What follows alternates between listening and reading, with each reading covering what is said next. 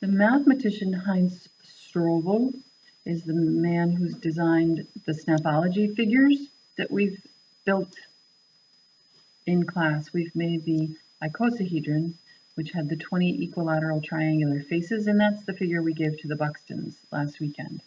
We are going to make the rhombicosidodecahedron together in class tomorrow. So we're going to break this down into usable pieces, usable faces, what part of this you will each be responsible for, and how we'll put it together. So let's take a look at the parts that make up this figure. There are 20 triangles, 30 squares, and 12 pentagons. So we are going to start on the pentagonal piece.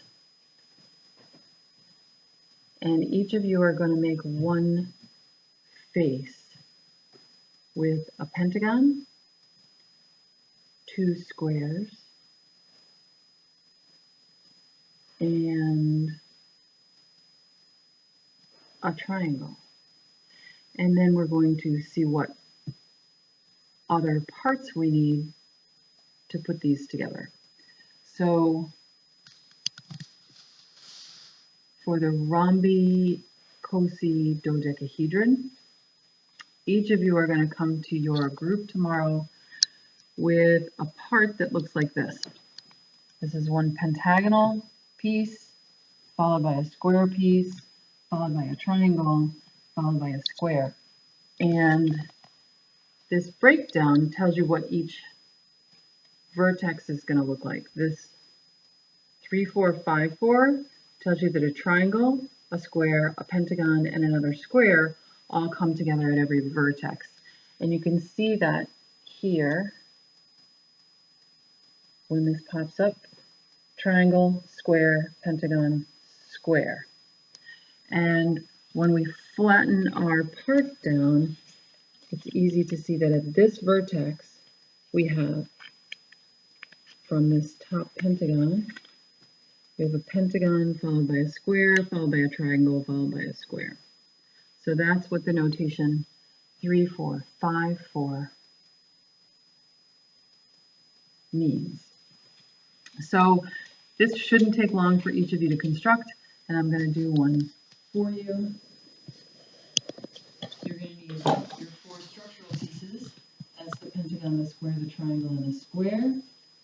And you're going to need your 4 connector pieces. So remember that a connector piece is a 1x4. So with any one of your strips, you fold around 4 times, and you unfold, and you have a paper fastener that can put 2 pieces together. And Snapology defines this as the connector to use when the space is less than 90 degrees.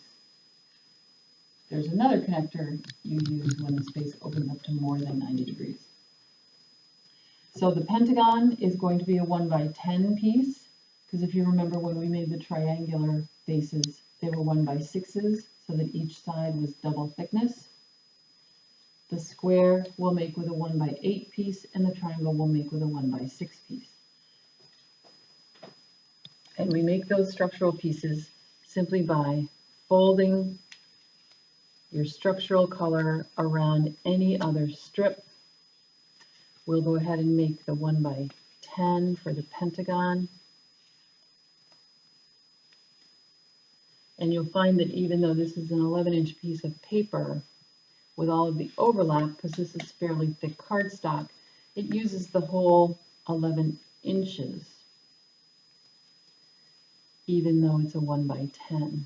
And we refold this so that it's a pentagon. And each side is double thickness, and we want to crease really well. So be kind of careful when you're folding these. You're only making 4 parts, so accuracy and precision should be at the forefront of your work. I've got a little overlap, so I'm going to trim that off so it doesn't get in the way when we go put these together. So I need a pentagon, I need a 1x6 piece, for my triangle. And remember, there's two ways to rewrap these once you've folded them. And if I wrap it starting from the wrong end, it's not going to fit very well. So I don't want to just jam that and make a new fold. I'm going to just unfold it and start wrapping from the other end.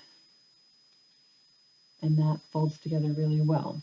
So pentagon, triangle. I'm using a 1x8 to make a square. I started folding at the wrong end, so I'm going to start at the other end.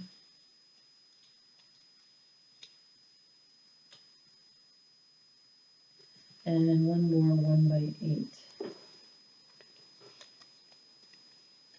And I started at the wrong end again. So if we look at this from above,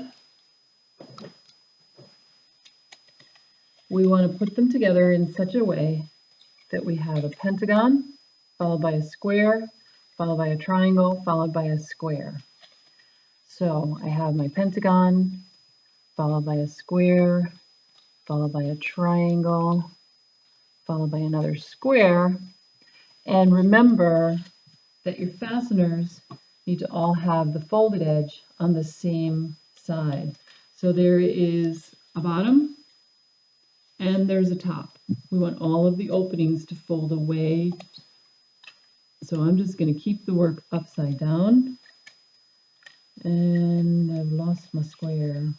There it is. So I'm going to connect the pentagon and the square from the top. And put the fastener through.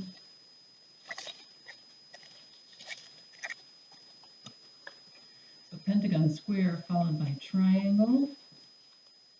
I'm going to put the fastener through the top.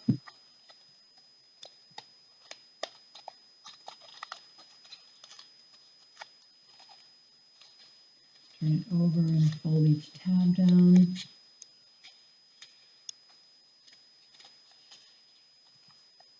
So pentagon followed by a square, followed by a triangle, followed by another square. So there will be two sides connected on the square. So I'm going to go ahead and put both connectors in at the same time.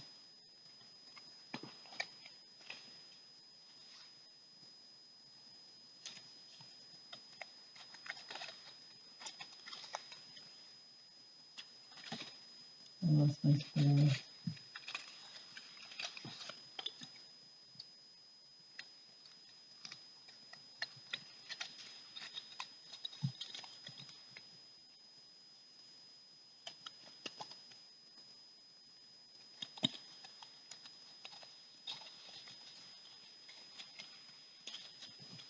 And then turn it over to fold the tabs in.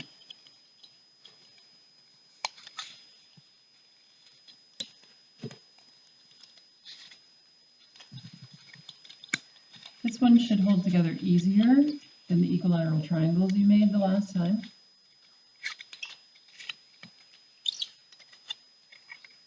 So there we go. Two faces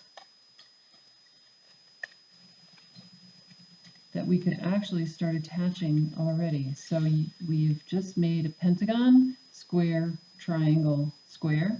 That's a 5, 4, 3, 4. And we have another 5, 4, 3, 4. And we could start attaching at some point.